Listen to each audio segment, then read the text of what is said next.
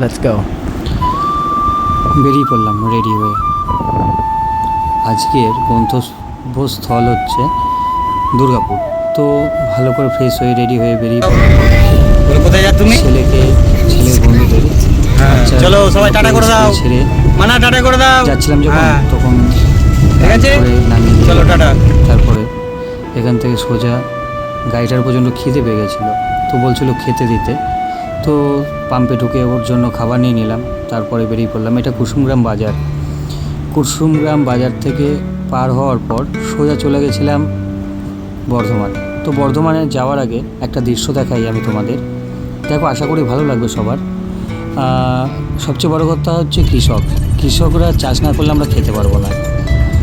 আর সেই কৃষকরা জল বৃষ্টি ঝড় যাই হোক না কেন, তারা কিন্তু অবিরাম কষ্ট করে তারপরে কিন্তু ফসল ফলায়।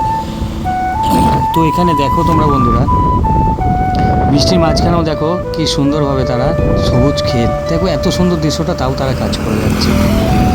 এটাই হচ্ছে আমাদের পরিবেশ, খুব সুন্দর একটা পরিবেশ।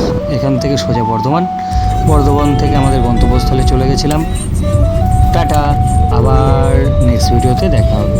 ভালো থেকো, সুস্থ থেকো।